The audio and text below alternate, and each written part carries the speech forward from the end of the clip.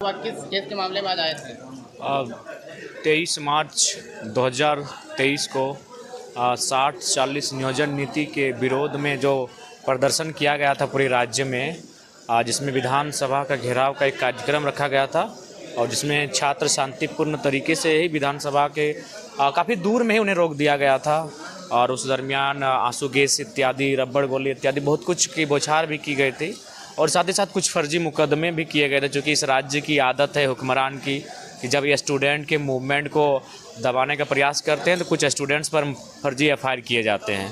तो उसी के तहत एक मुकदमा किया गया था, जिसमें आज हम लोग बेल के लिए हमारे वकीलों के माध्यम से, नितेश दा उनके माध्यम से बेल के लिए अप्लाई किया था और हमें आज बेल मिला। तो माननीय न्यायालय का आदर करते हैं, सम्मान करते हैं, जिनके माध्यम से, क्योंकि कहीं ना कहीं जो फर्जी केस लगाया गया था, माननीय न्यायालय ने उसको संज्ञान में लिया कि भाई ये तो पढ़ने वाले छात्र हैं और ये इस प्रकार के मूवमेंट में तो अक्सर ये भाग लेते हैं या फिर अपनी बातों को रखते हैं। तो इसका मतलब ये नहीं कि ये कोई किसी प्रकार के असामाजिक लोग हैं। तो कुल मिलाकर हमारी जो आवाज़ है वो उसे दबाने का जो प्रयास किया गया था वो नहीं दबेगी और हम लोग जब जब इस प्रकार के लांछन या फिर आरोप प्रत्यारोप लगेंगे, हम लोग मजबूती के साथ फिर बाहर निकलेंगे।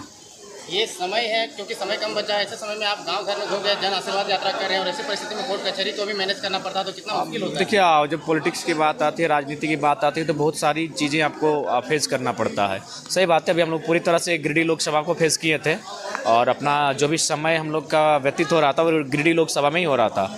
उसी बीच आज रांची वेल के माध्यम से निकालकर समय आना पड़ा, तो कहीं ना कहीं एक दिन का तो उस हिसाब से मानते हैं कि थोड़ा सा माइनस हुआ है, लेकिन कोई बात नहीं, ये बहुत इंपॉर्टेंट कार्य था। हम लोग इसे एक दिन को अपनी ऊर्जा से फिर बैकअप कर लेंगे।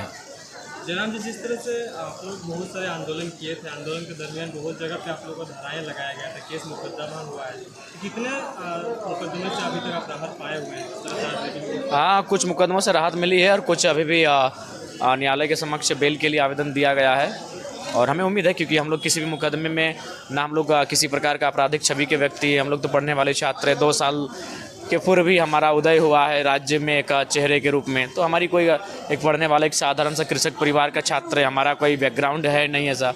तो केवल और केवल आवाज़ को दबाने के उद्देश्य से ये केस अब पूरे राज्य के कुछ जिलों में किए गए हैं, ताकि झारखंड पर कोई बात ना करे, कॉरपोरेट के खिलाफ कोई ना लड़े। आज जो जुल्म और सितम झारखंडियों के साथ हो रहा है, तो कुल मिलाकर हम लोग की अपनी आवाज़ को बुलंदी के साथ ही रखेंगे। ये फर्जी केस कब तक होते हैं? ये होते रहेंगे। ये चूँकि आखिर वही अंग्रेज़ों की व्यवस्था को हमने अपनाया है, तो अंग्रेज़ों ने इस व्यवस्था को इसलिए लगाया था कि जब ईस्ट इंडिया कंपनी भूमि अधिग्रहण करेगी तो उनको आसानी होगी, अगर कोई लोग आवाज़ उठाएंगे तो उनकी आवाज़ को दबाया जाए। तो ठीक उसी प्रकार जब हमारे हक अधिकार को छीना जाता है, तो हम जब अपनी आवाज़ को बुलंद करते हैं तो फर्जी केस एफआईआर सामने आते हैं। जयराम जी, जिस तरह से जेएसएससी सीजीएल पेपर लीक मामले में चरणबद्ध तरीके से आंदोलन के बाद अभी ट्विटर कैंपेन का भी आंदोलन, एक डिजिटल आंदोलन किया जा रहा है, इसके बीच में छात्र का किस तरह का समर्थन दीजिएगा? देखिए, वो छात्र समर्थन क्या होता, हमारे ही लोग थे। देवेंद्र दा कौन है? हमारे साथी हैं। अब ये देखिए, एक फेस पूरे राज्य में तो वन टाइम नहीं रहेगा आंदोलन में। आखिर जो लोग रांची में आंदोलन किए, जेएसएसयू जेबी केसेस के सम्मिलित रूप से, वे सभी शख्स जो 15 जिन पर एफआईआर हुआ, जिनके एफआईआर के बाद एसआईटी का गठन हुआ और फिर जांच में अवर सचिव समेत उनके पुत्रों समेत पेपर लीक में एक पेपर में 27 लाख का जो लूट का मामला सामने आया पेपर लीक में, वो कहीं ना कहीं इस आंदोलन की देन है। तो हम लोग तो हमेशा साथ खड़े हैं, आगे भी साथ खड़े रहेंगे। अच्छा जयराम, जिस तरह से आंदोलन के दरमियान